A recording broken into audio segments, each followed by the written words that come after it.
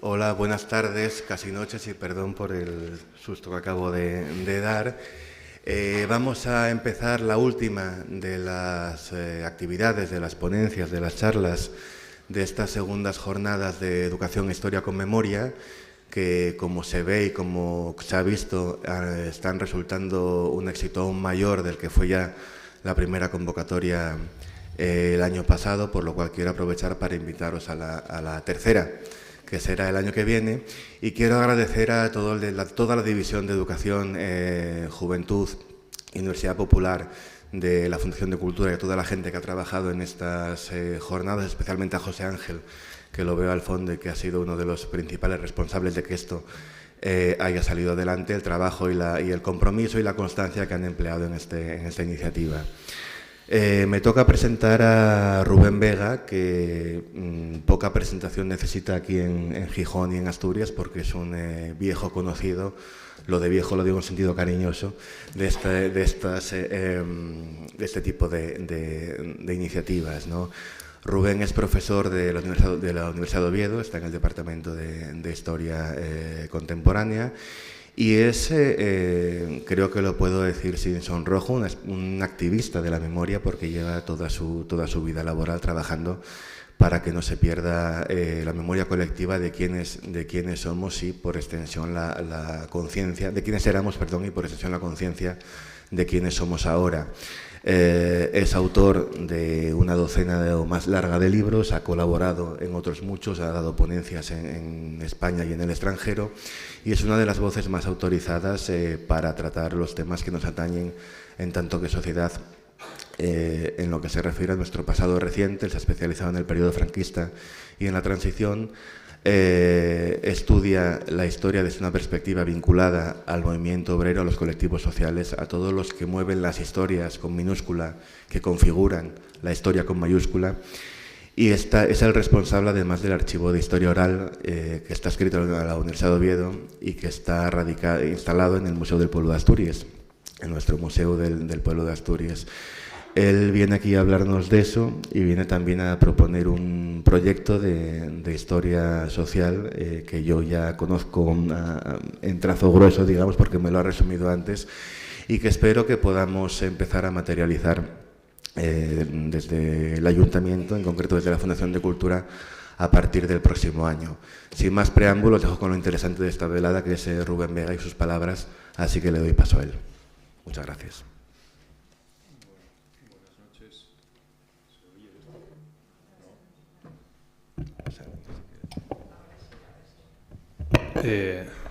Bueno, este sí. Y el otro no sé si es que lo había apagado yo en lugar de encenderlo. Pero bueno. Bueno, la verdad es que vengo en una tesitura un poco extraña, ¿no? Porque estoy oyendo que se entreabren puertas que hacen que esta propuesta quizá tenga algún recorrido, y yo venía en clave de un proyecto fallido. Venía a contaros un fracaso. Porque es una frustración, ¿no? Y venía más bien en plan de plantearos, con motivo de reflexión, por qué un proyecto que a mí me parece tan de cajón y además tan fácil de ejecutar había caído en saco roto. Entonces, a lo mejor llego con el paso cambiado, porque resulta que no cae en saco roto y conseguimos... Conmigo se había hablado. No entremos en eso. Porque efectivamente no hablé contigo, pero tú estabas presente en aquella conversación. De hecho, yo tengo la cuenta perdida, no de este proyecto. Este proyecto tiene 4 años. Tiene 4 años sin ningún fruto, cero resultados.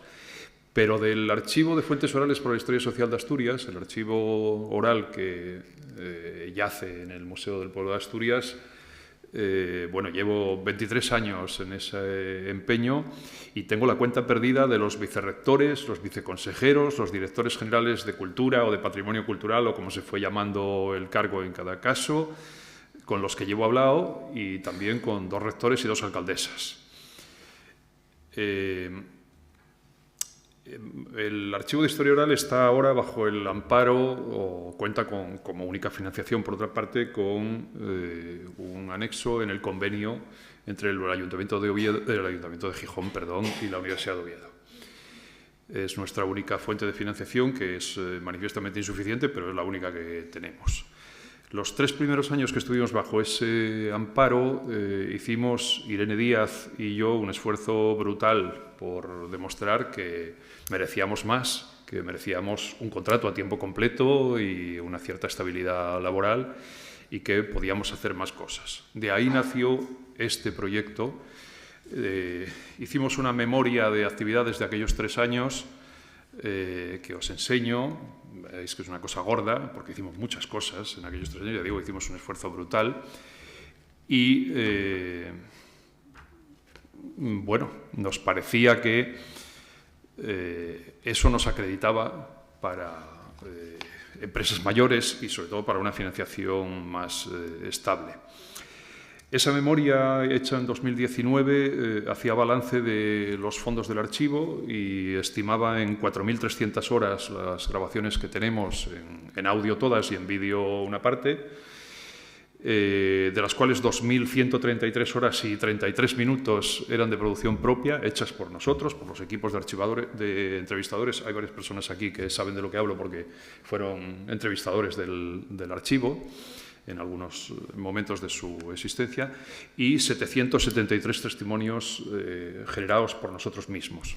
Y además en torno a más de 2.000 horas de depósitos de otros investigadores o de otros proyectos o de otras instituciones que también custodiamos, que en algunos casos digitalizamos y devolvemos a quien nos lo entrega en un formato que es más manejable ahora que las cintas de cassette en las que nos llegan. Habíamos hecho a esas alturas 4 documentales, uno de ellos que dentro del programa de estas jornadas se va a proyectar el día 2, centrado en la figura de Aquilino Gómez, un resistente antifranquista.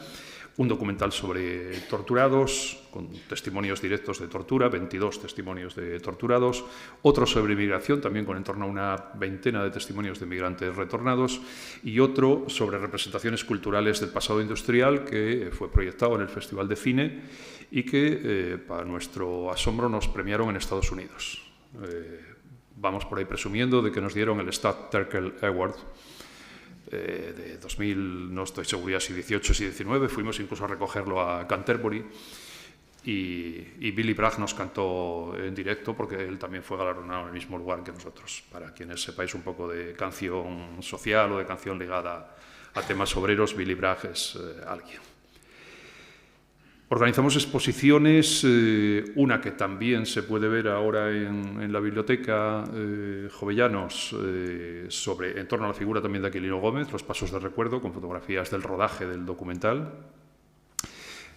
Otra sobre distintos sectores laborales, otra sobre el sector naval específicamente, los oficios del dique, otra sobre mujeres de cuenca minera, mujeres de carbón, otra sobre migrantes retornados, nosotros hicimos el documental, hicimos también una exposición que estuvo en el Ateneo de la Calzada, y otra que llamamos Liderazgos femeninos en comunidades mineras, con mujeres de 10 cuencas mineras, de 10 lugares del mundo, de distintos países y continentes, que llegó a estar expuesta en el Parlamento Europeo. Hicimos una unidad didáctica sobre tortura, editamos una serie de libritos con testimonios orales de culturas del trabajo y otro sobre lugares de memoria del movimiento obrero en Gijón. Participamos en proyectos de investigación, intentamos crear sinergia del hecho de que estamos en la universidad. Atendemos consultas cuando tenemos personal y tenemos conexiones con otros archivos y con otros grupos de investigación nacionales e internacionales. Pensábamos que con esto, el proyecto que os voy a contar ahora, digamos, teníamos currículum suficiente como para parecer solventes. Quizá lo que pasa es que el proyecto no pareció lo bastante interesante. Nuestra idea era un plan de recuperación de la memoria social de la ciudad de Gijón. Y el proyecto es relativamente sencillo y relativamente complejo, según lo miremos. Cada año nos centraríamos en un barrio o en un espacio. El barrio es el pretexto, pero podríamos centrarnos también en un espacio que esté ligado a una empresa potente o a alguna otra cosa que sea lo bastante significativa en la historia de la ciudad. Y entraríamos en contacto, por supuesto, con la asociación de vecinos, si hay algún colectivo o algún espacio de socialización de pensionistas con los pensionistas, con el tejido asociativo en general, con los centros educativos, institutos o colegios, institutos y colegios, y emprenderíamos una labor de recogida de testimonios orales, de entrevistar a la gente del barrio. Lógicamente siempre damos prioridad a los mayores, pero no queremos entrevistar solo a los viejos, ¿no? Esta es una obsesión, los que trabajamos en fuentes orales siempre intentamos entrevistar a los viejos porque se nos van a morir, vivimos ahí con la urgencia de entrevistar a los mayores, pero no hay nadie que no tenga interés como entrevistado, y nosotros tenemos hecho el experimento a veces de entrevistar también a los chavales, a los más jóvenes, y por ejemplo ver qué memoria tienen de esos lugares en los que viven. Y acaba resultando muy interesante ver qué memoria tiene del barrio, la ciudad o el espacio o de la minería un nieto de minero que tiene 16 años. Porque eso nos indica qué memoria le transmiten sus mayores y cómo la reciben, ¿no? Esas entrevistas irían acompañadas de la recogida de documentación escrita, pero sobre todo de fotografías de los álbumes familiares y de búsqueda de documentación en archivos, en la fototeca del Museo del Pueblo de Asturias, por supuesto, que es un auténtico tesoro. Y con todo esto nos comprometeríamos a hacer cada año un documental con ese material de las entrevistas y con el material gráfico que fuéramos capaces de localizar o de recuperar, una exposición que llevaríamos al centro de referencia del barrio, al centro municipal. Gijón tiene el privilegio, esto es un proyecto de ciudad de mucho tiempo y de muchas corporaciones que se fueron sucediendo, de tener una red de centros municipales que cubre prácticamente todos los barrios de la ciudad y que ofrece salas de exposiciones, salas de reunión, aulas, atención a los ciudadanos y muchas otras cosas. Por lo tanto, se puede ir al barrio con la exposición y convertir esa exposición en algo interactivo. No lo estamos inventando nosotros, estamos copiando a los que hacen las cosas bien. En la Calzada hay un grupo de extrabajadores, principalmente Daniel Ordóñez, que es probablemente su principal dinamizador, de algún geógrafo y de un técnico municipal, Pablo Gallo, que hicieron un trabajo magnífico en sucesivas exposiciones planteadas como nosotros nos gustaría plantear la nuestra. Es decir, una exposición que se lleva, en su caso, al Ateneo de la Calzada, obviamente, que se expone y que empieza a recoger las aportaciones de la gente y las correcciones, es decir, aquello que está mal referenciado, mal ubicado, aquello que te falta, un error que cometiste, un documento que te aportan, una foto, es decir, tener a alguien que recoja el retorno de esa exposición. Podríamos hacer con ese mismo material también podcast, material didáctico para los centros educativos del barrio, para que sean capaces de trabajar con los chavales rescatando la memoria de los espacios que están ahí todavía y de los espacios que ya no están, cartografiando las ausencias, lo que existió y ya no existe, pero es la tierra que pisan, ¿no? Y además una publicación con todos estos materiales. Bueno, por supuesto, todas las entrevistas pasarían al archivo y, por lo tanto, son un fondo disponible como patrimonio de consulta. Todo lo que generamos desde que estamos bajo el amparo del convenio con el Ayuntamiento de Gijón tiene una titularidad compartida. Es de la Universidad de Oviedo porque el archivo es de la universidad, pero el Ayuntamiento de Gijón adquiere derecho a un duplicado de todo lo que hagamos con esta financiación. Y, por lo tanto, haríamos una labor de rescate, de preservación de la memoria social de la ciudad.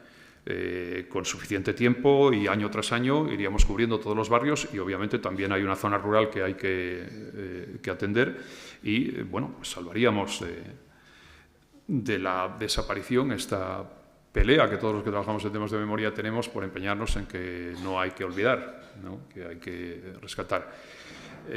Por supuesto, esto queda, todo lo que hacemos en el archivo oral es accesible y está abierto a consulta cuando tenemos financiación.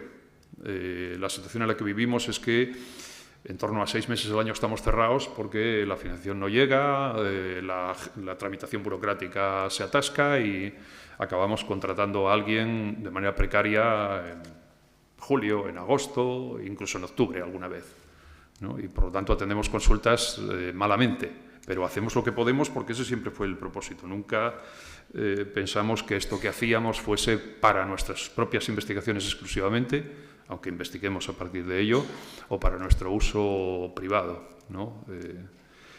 Pensamos que esto tiene que ser un archivo público porque es lo único que le da sentido. Lo demás son proyectos particulares. Bueno, el resultado al cabo de 4 años es 0. El resultado a partir de ahora no lo sé.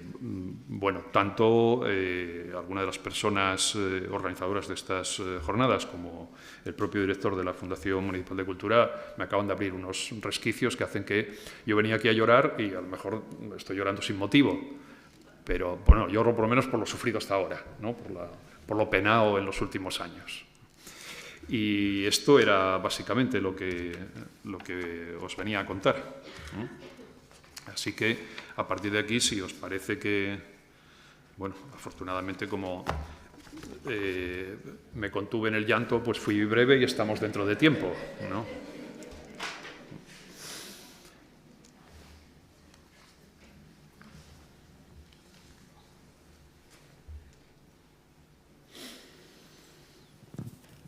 Hola, buenas tardes. Hablo un poco de memoria, pero ¿puede ser que haya un proyecto similar ahora mismo en Gijón? Es que, no sé, yo pertenezco a la Asociación Vecinal de Moreda y ahí lo que es la historia de barrio como tal no va más allá que la fábrica donde está situado. Pero precisamente nosotros estamos encauzándolo con una mirada de la gente que vive allí desde hace unos años y la mujer, volcado en el tema de mujeres y demás. Pero viene de un proyecto un poco mayor a nivel municipal, que no te sabría decir ahora mismo, pero que va un poco dirigido a lo que me comentas. No sé si tienes tu conocimiento. No lo conozco, ¿no? Pero no sé ahora mismo, si supiera la nomenclatura te lo diría, pero sé que es algo así específico de cada barrio, un poco parecido a lo que no lo conozco, pero estaría encantado de conocerlo, porque me parece que, claro, Moreda es especialmente interesante. Yo antes hablaba de cartografiar la ausencia, ¿no? Moreda es toda ella una enorme ausencia, ¿no? Hay un elemento incluso poético ahí, porque la Torre de la Memoria de Francisco Fresno, es decir, este monolito que él te explica que, bueno, el acero corten oxidado representa el pasado y el acero inoxidable que hace de espejo refleja el presente. Bueno, cuando cimentaron esa torre, ese monolito, se toparon con los cimientos de la fábrica de Moreda, ¿no? Y entonces está asentada sobre los cimientos de la siderurgia que fue barrida por completo y que hace que el barrio se llama Moreda, pero mucha gente pensará que es igual por el pueblo del concejo de ayer, o no sabrá por qué, porque, bueno, a diferencia de lo que es el poblado de Santa Bárbara, que todo el mundo sabrá que fue Moreda, en el barrio de Moreda mucha gente no tiene ninguna relación con eso. Entonces, sí, ahí habría un ejercicio interesante de rescate de la memoria del espacio, del suelo que pisan, ¿no? Yo conocí una cosa parecida en Fontao, en el centro de Galicia. Está ahí, digamos, prácticamente en el centro, creo que es provincia de La Coruña, pero muy limítrofe con Ourense y con Lugo y Pontevedra. Ahí hubo minas de wolframio. A finales de los 50 se hicieron un montón de viviendas de arquitectura vanguardista, realmente un poblado excelente, con cine, con iglesia, con escuela, con casa de los maestros. Y muy pocos años después la mina cerró y el poblado quedó, algunas casas no llegaron nunca a ser habitadas y el poblado quedó prácticamente desierto. Hace un tiempo la Xunta de Galicia convirtió eso en viviendas sociales, empezó a venir gente y esa comunidad que se creó de gente llegada de distintos sitios que no tenían raíces en el pueblo y que muchos de ellos trabajan, es decir, cogen la autovía y se van a trabajar a Santiago o a Ourense o a donde sea, estaban tratando de construir identidad a partir del sitio que ocupaban. Y rescatando, entrevistando, es decir, a mí me invitaron y yo me encontré que estaban entrevistando a gente que había trabajado en las minas y a gente que había redimido condena en aquellas minas, mineros asturianos que habían ido a redimir pena a aquellas minas, y rescatando la historia de unas minas con las que ellos no tenían ninguna relación, pero el suelo que pisan sí, ¿no? Como cuando encuentras un castro celta, tú no serás celta, pero si vives allí, eso forma parte de tu patrimonio.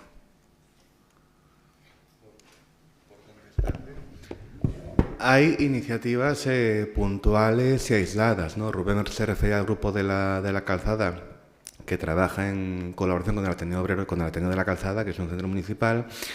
La Biblioteca de Roces este año fue, digamos que lideró un documental sobre la historia del barrio contada por sus propios vecinos.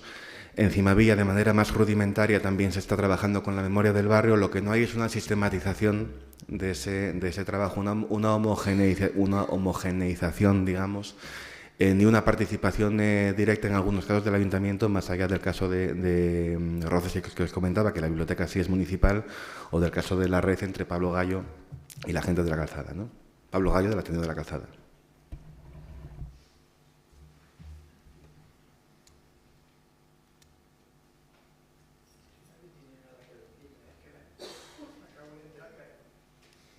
Perdón, yo he crecido en el barrio Santa Bárbara y me acabo de enterar, aunque nacido en Gijón, en Esquintanes, en la carretera de La Camocha, hace 73 años, en el 67 quité Gijón, quité Asturias y quité España.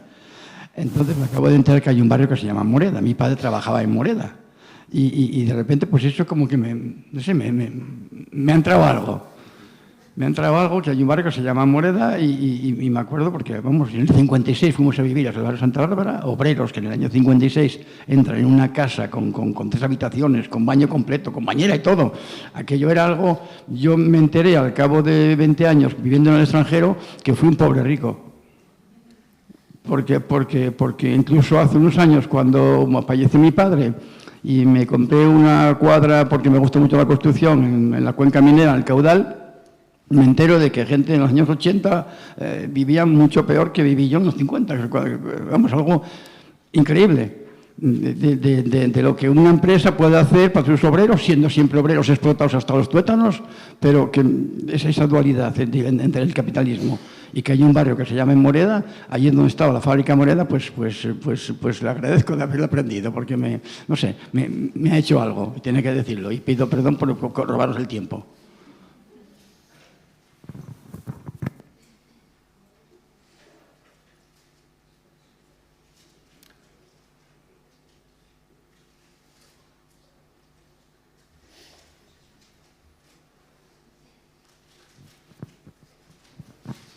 Hola.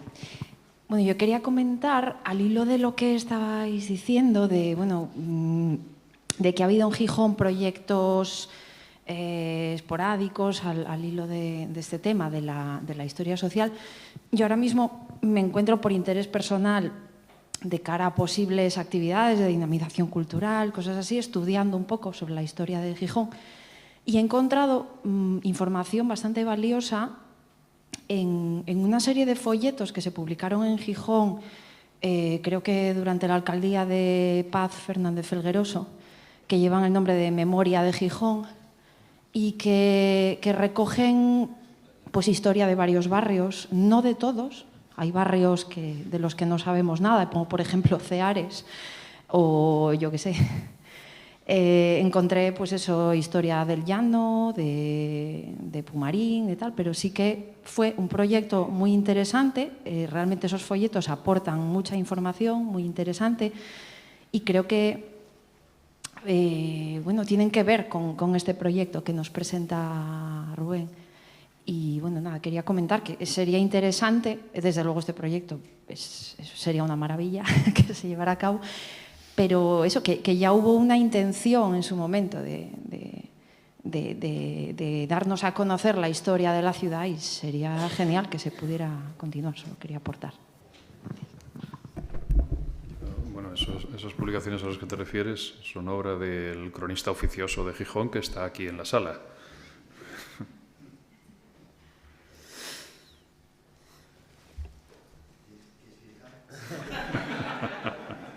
Por alusiones, ¿no? No, bueno, los folletos, sí, Memoria de Gijón se llamaban. Yo creo que empezaron cuando Paz Fernández Felgueroso en la alcaldía y terminaron justamente cuando entró Foro al ayuntamiento en el 2011. Yo creo que se publicaron, eran folletos, podemos decir, pero eran libros también, había de todo formato, ¿no? Igual 20 o 30 publicaciones, no solamente sobre los barrios, sino sobre muchos aspectos de Gijón, ¿no? Sobre los balnearios, por ejemplo, me acuerdo. Se hicieron estudios y publicaciones y exposiciones sobre la memoria histórica, por ejemplo, de Héctor Blanco sobre los bombardeos sobre Gijón, de la Legión Cóndor, etc. Y después se hizo también unos folletos, esos sí que eran folletos, que se llamaban La Acordanza de la Memoria, que se publicaron, me parece que 12, se hacían cada 2 meses, unos pequeños folletos, pues eso, con historia, con pequeñas pinceladas de la historia social de Gijón, de la memoria democrática y de todo eso, sí. Pero bueno, eso terminó, era un proyecto que tenía nombre, se llamaba Recuperación de la historia social de Gijón, siglos XIX y XX. Y yo calculo que publicaciones igual hubo 30 o así, más o menos, ¿no? Dentro de ese proyecto, pero vamos, lo que tú planteas ahora tiene otra enjundia, desde luego. Yo lo apoyo, desde luego.